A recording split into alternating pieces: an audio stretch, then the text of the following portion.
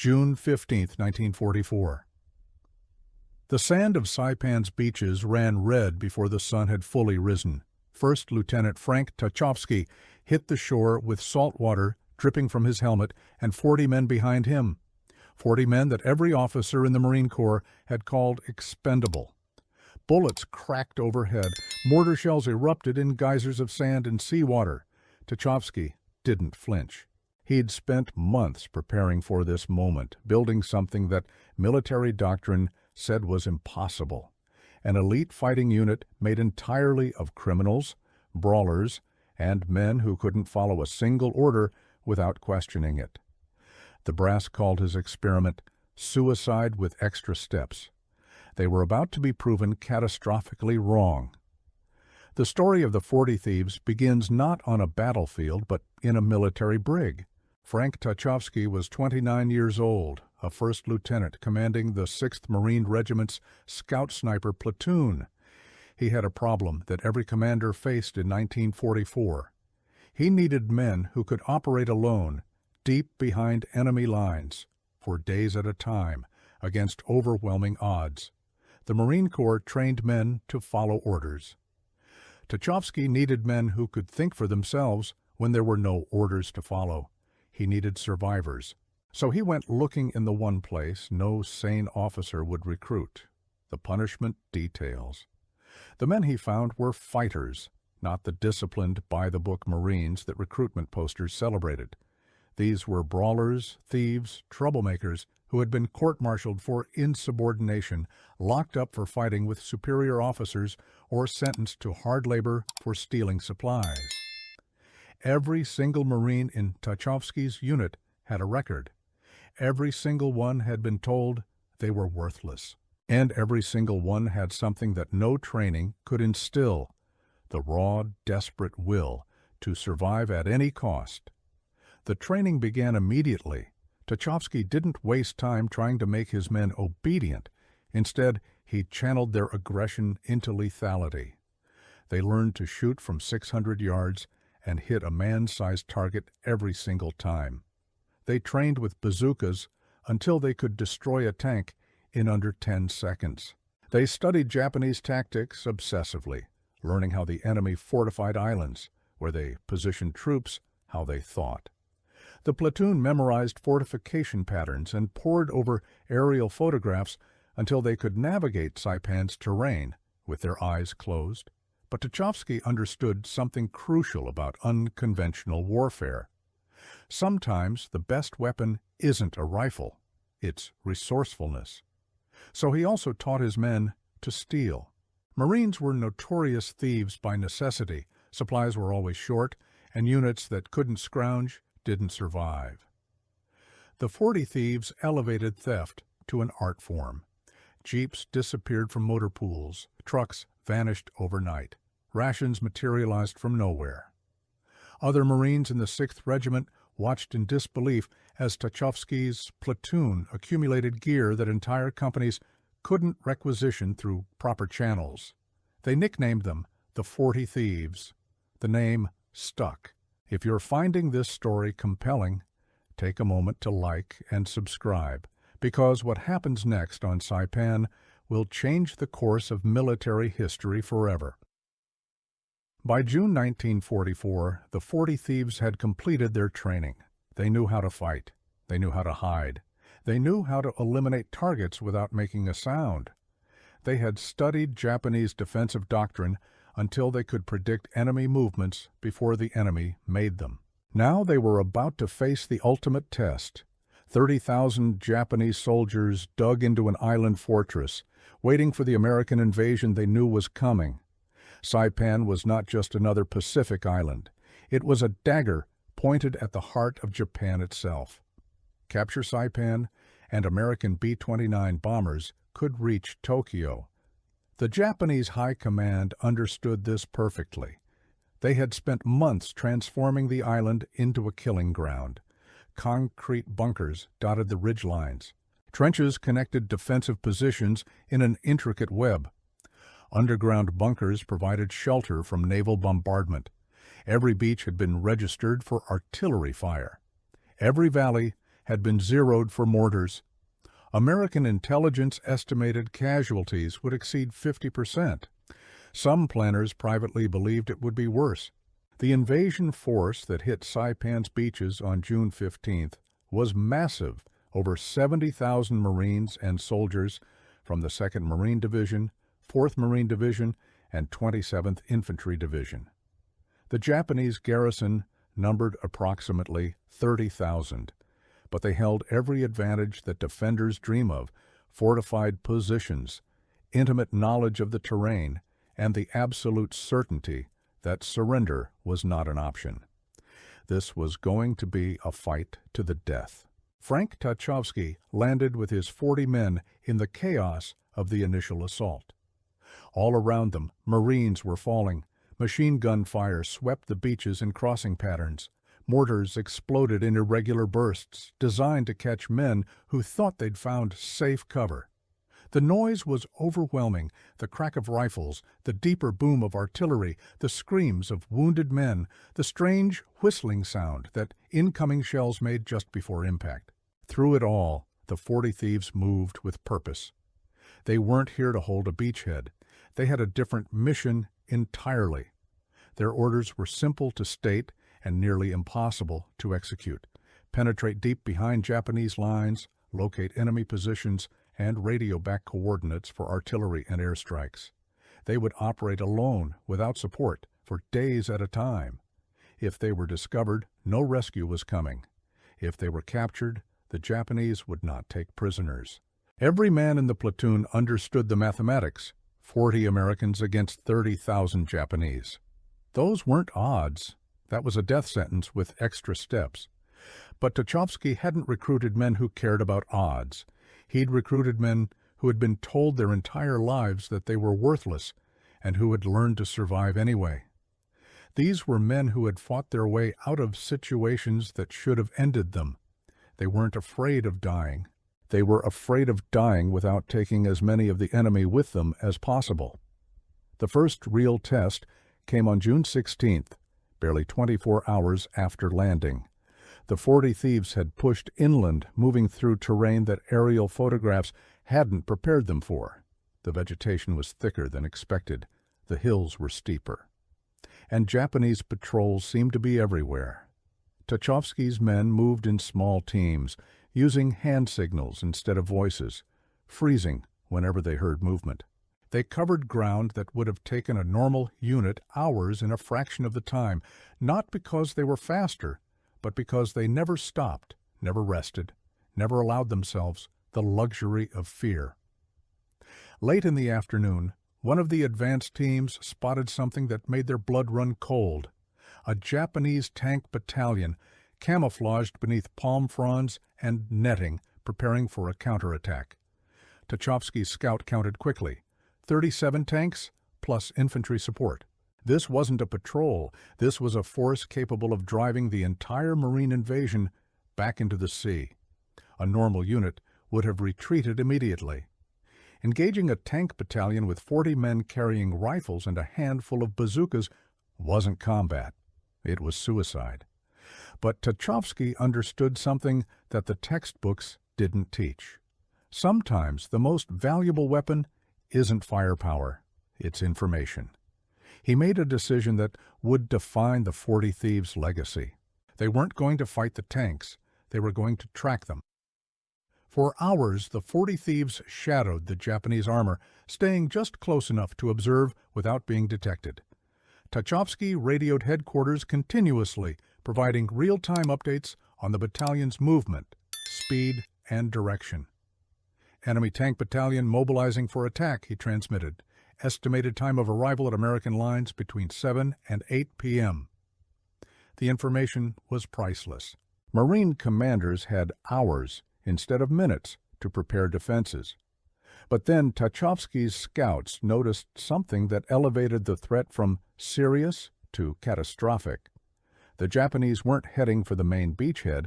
They were targeting the gap between the 2nd Marine Division and 4th Marine Division, the seam in the American lines where coordination was weakest. A successful breakthrough there would split the invasion force in half. It could turn victory into disaster. Tachovsky radioed the warning, but timing worked against him. Dusk was falling, that treacherous hour when radio communication became unreliable and visual coordination nearly impossible. The Japanese had chosen their moment perfectly. At 7:23 p.m., the attack began. The 40 thieves watched from elevated ground as Japanese tanks rolled forward through the twilight. Marine defensive positions erupted with bazooka fire. The first 3 enemy tanks exploded in flames, their ammunition cooking off in spectacular secondary explosions that lit the gathering darkness. But 34 more kept coming. Japanese infantry charged behind the armor, their battle cries audible even above the din of combat. What happened next tested every instinct Tachovsky's men possessed. They were behind the Japanese lines, watching their fellow Marines fighting for their lives, and they couldn't help. Engaging would reveal their position and accomplish nothing.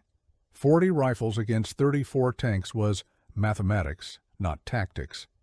All they could do was watch and radio updates as the battle unfolded beneath them. The Marine line held, barely. American artillery, warned by the 40 thieves' intelligence, had repositioned to cover the gap. Bazooka teams had dug in at choke points identified in Tachovsky's reports. The Japanese lost tank after tank to defenses that shouldn't have been there, defenses that existed only because 40 criminals had risked everything to provide a few hours' warning. By midnight, the counterattack had been broken. The invasion would continue. But the 40 thieves' mission wasn't over. It had barely begun. Tachovsky's men were still deep behind enemy lines, surrounded by nearly 30,000 Japanese soldiers who were now actively hunting for the Americans who had spoiled their attack. Getting back to Marine lines meant crossing miles of enemy-controlled territory in darkness, avoiding patrols that knew the terrain far better than they did. The platoon split into small teams of 4 or 5 men each, moving independently toward predetermined rally points.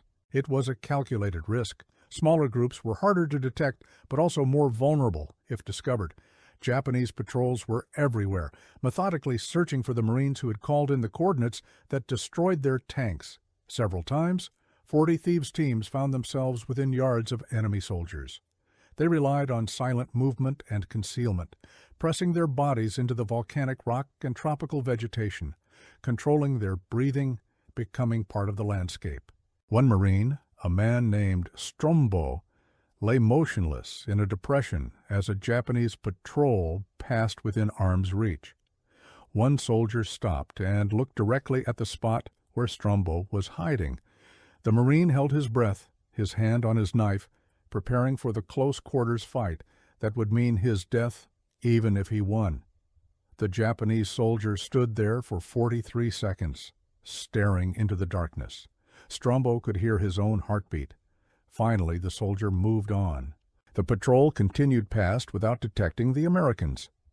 By 9 p.m., approximately half the 40 thieves had reached the primary rally point, a small clearing 600 yards behind Marine lines. They counted heads in the darkness. Men were missing. The question hung unspoken in the tropical air: dead, captured, or still evading. Tachovsky made the call to wait. They would hold position until dawn and search for their missing brothers. Not everyone had been so lucky. A team of 5 Marines had been discovered by a Japanese patrol in a narrow ravine. Bullets ricocheted off rocks as they scrambled for cover. One Marine was hit in the leg. Another took shrapnel from a grenade that exploded on the ravine floor. The survivors pulled their wounded into a defensive position and prepared to sell their lives dearly. 2 of the injured Marines couldn't fight effectively.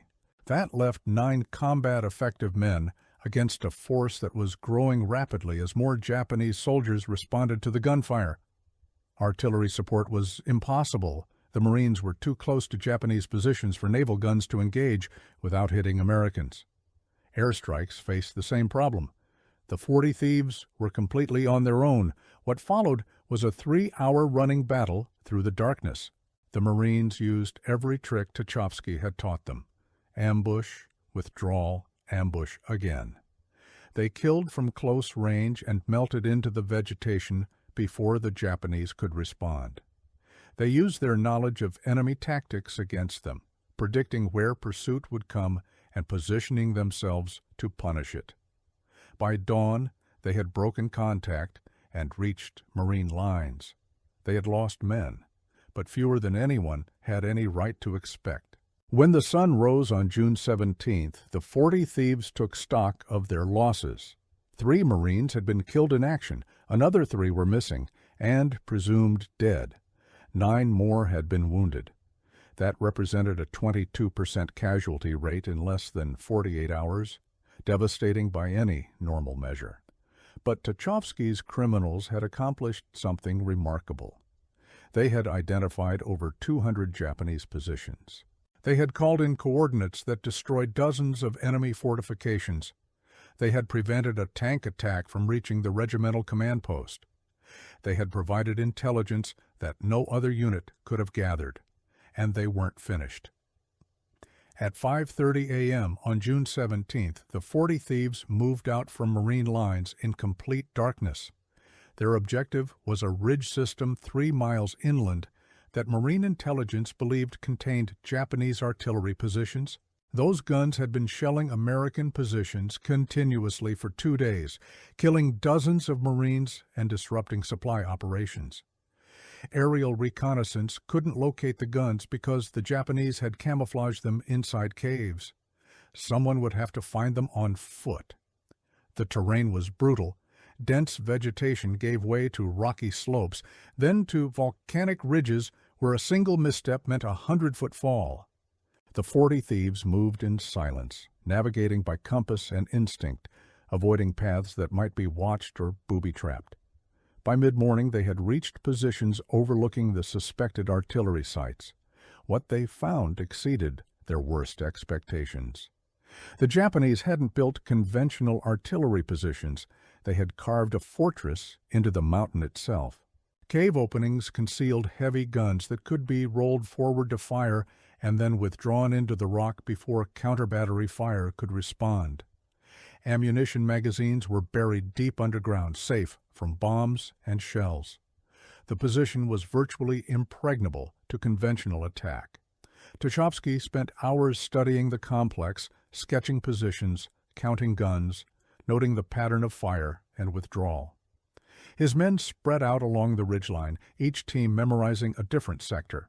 When they finally radioed coordinates to Marine artillery, the information was complete enough to target specific cave mouths, specific ammunition storage points, specific command positions. The guns that had been killing Marines for days fell silent by nightfall. But intelligence wanted more. Marine commanders needed to know if Japanese forces were defending Garapan, the island's administrative capital, or if they had withdrawn to more defensible positions inland. Reaching Garapan required crossing 4 miles of enemy-controlled territory in broad daylight.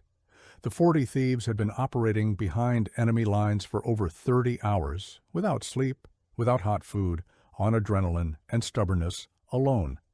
Tachovsky believed they could handle one more mission. They approached Garapan from the east at 3:40 in the afternoon. The town had been heavily bombed by American aircraft and shelled by naval gunfire. Most buildings were destroyed or damaged, rubble filling the streets, smoke still rising from fires that hadn't quite burned out. But the 40 thieves could see Japanese soldiers moving through the ruins, indicating the enemy still maintained a significant presence. The problem was reconnaissance. Moving through an occupied town on foot would expose them to detection. Every destroyed building could hide enemy soldiers. Every pile of rubble could conceal a machine gun nest. Tachovsky needed a way to survey the entire town quickly, something that would let his men move faster than foot patrol, blend in with the chaos, and cover enough ground to provide accurate intelligence. He found the answer leaning against a half-destroyed wall: bicycles. The Japanese garrison had requisitioned civilian bicycles for transportation. Several were scattered through the outskirts of Garapan, abandoned when their owners fled or died. Tachovsky gathered his team and explained his plan. They were going to ride through the enemy capital. The audacity was breathtaking. American Marines, in the middle of a Pacific battle, dressed in combat gear and carrying weapons, pedaling through streets filled with Japanese soldiers. The plan relied on a simple principle: people see what they expect to see. The Japanese expected threats to come from outside the town, not from bicyclists moving casually through the interior. If Tachovsky's men moved with confidence, they might be mistaken for friendly forces until it was too late. At 4:23 p.m., they entered Garapan's eastern edge. The ruins provided excellent cover for their initial approach, letting them observe the main streets before committing. Japanese soldiers were everywhere, manning checkpoints, patrolling rubble piles, carrying supplies to defensive positions. A frontal assault would have been suicide, but they weren't here to fight. They were here to watch. The 40 thieves mounted their bicycles at 4:41 p.m. and began their circuit through the enemy capital. They rode at a moderate pace, not fast enough to attract attention, not slow enough to invite scrutiny. They passed within yards of Japanese officers who never suspected that the figures on bicycles were American reconnaissance.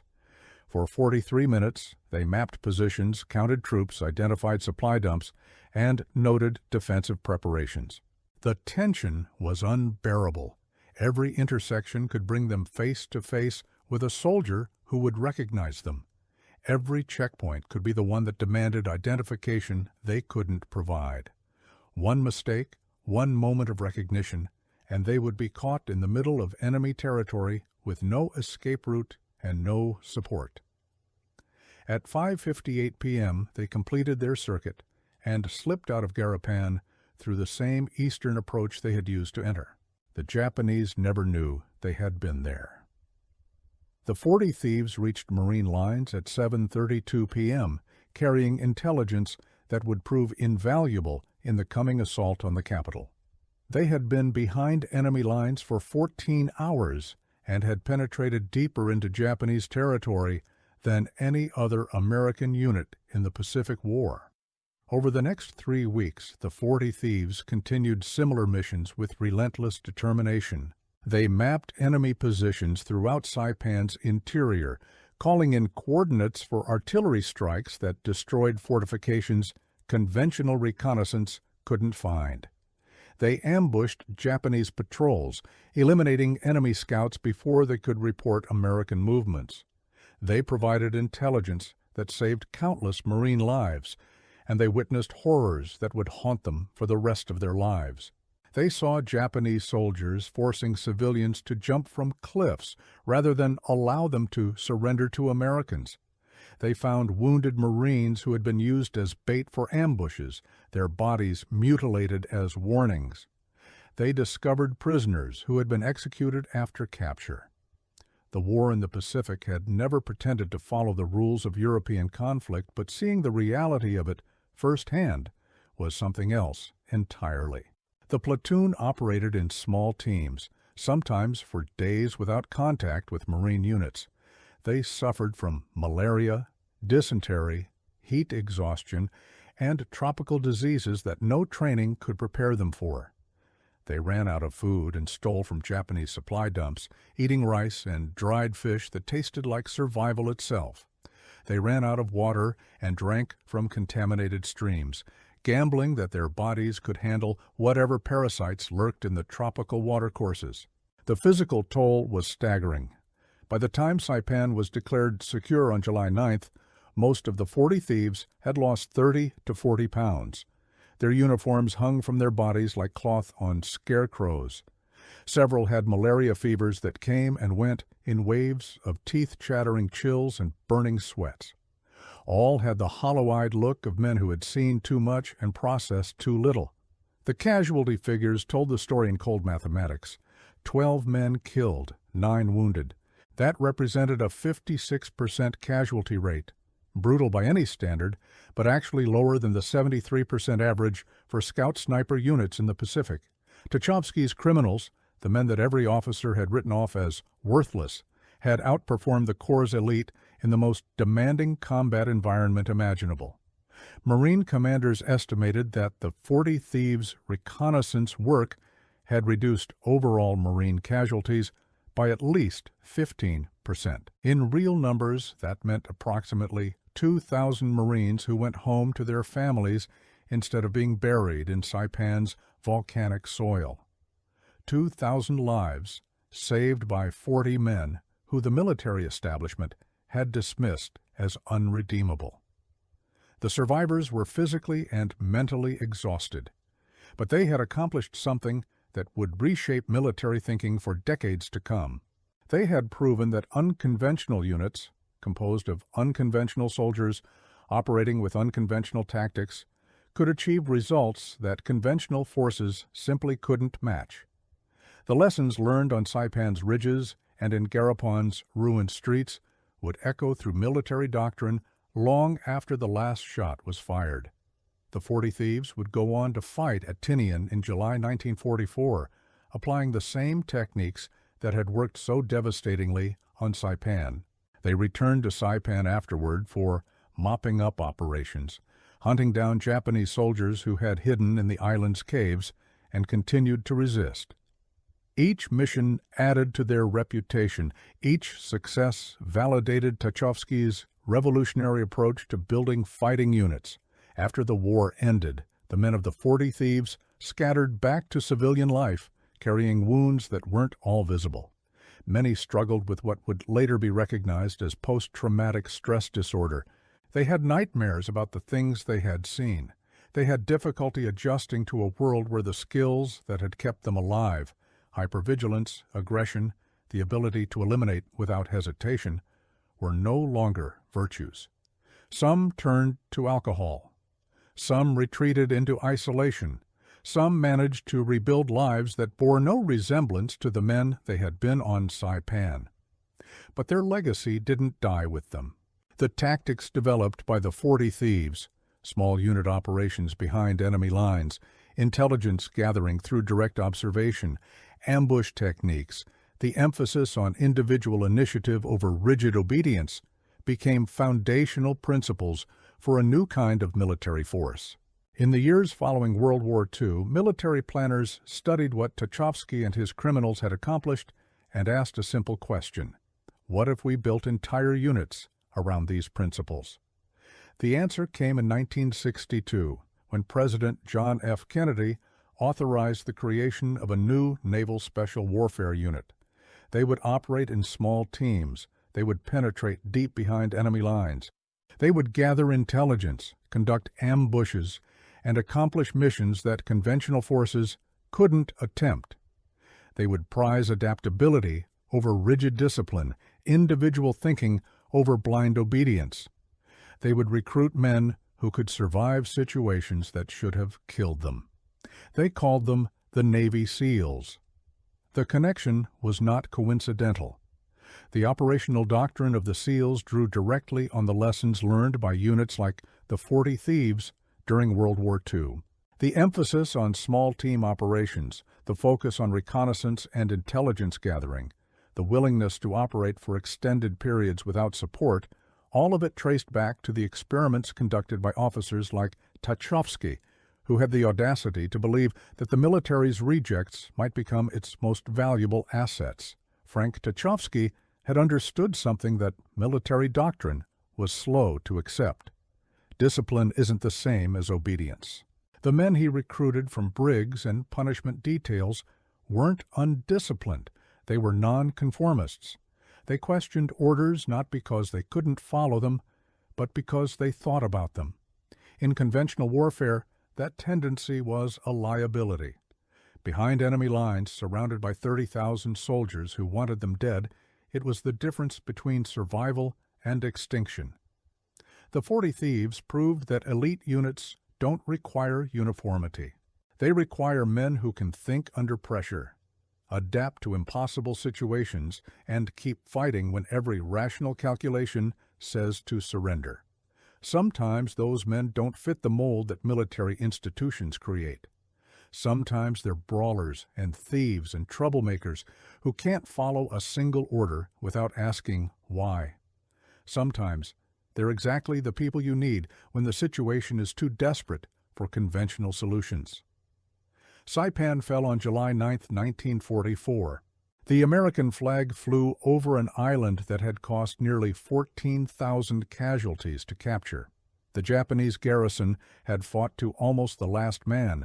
Fewer than 1,000 of the original 30,000 defenders survived to become prisoners. It was one of the bloodiest battles of the Pacific War, a preview of the even more terrible fighting that would come at Iwo Jima and Okinawa. But amid the carnage, 40 criminals had written a chapter of military history that would inspire generations of special operators. They had demonstrated that the most valuable military resource isn't technology or firepower or even numbers. It's the human capacity to adapt, to improvise, to survive when survival seems impossible. They had shown that men written off as worthless could become indispensable. They had proven that sometimes the best soldiers are the ones who refuse to be soldiers at all. The 40 thieves never received the recognition they deserved during their lifetimes. Their operations were classified, their achievements were attributed to larger units. Their names faded into obscurity, while the institutions they inspired grew into legend. But their legacy lives on every time a SEAL team deploys behind enemy lines, every time a special operations unit accomplishes the impossible, every time military planners look at a desperate situation and ask, what if we tried something unconventional? Frank Tachovsky died in 1998, outliving most of his original platoon. He rarely spoke about what happened on Saipan. When asked about his service, he would say only that he had commanded good men who did their jobs. It was a typical understatement from a man who had built an extraordinary unit from men everyone else had given up on.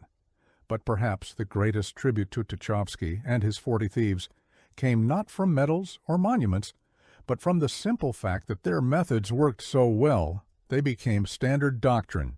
The ideas that seemed radical in 1944, that elite units needed thinkers, not just followers, that small teams could accomplish what large formations couldn't, that the most valuable intelligence came from boots on the ground, are now fundamental principles of special operations warfare.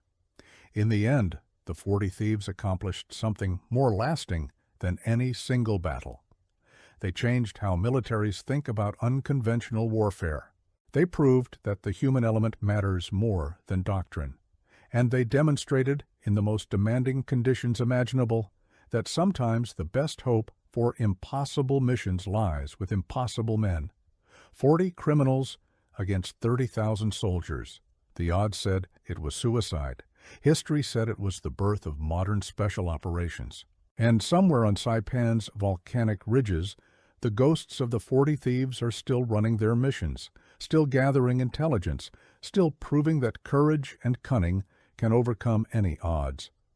Their story didn't end in 1944. It just changed uniforms.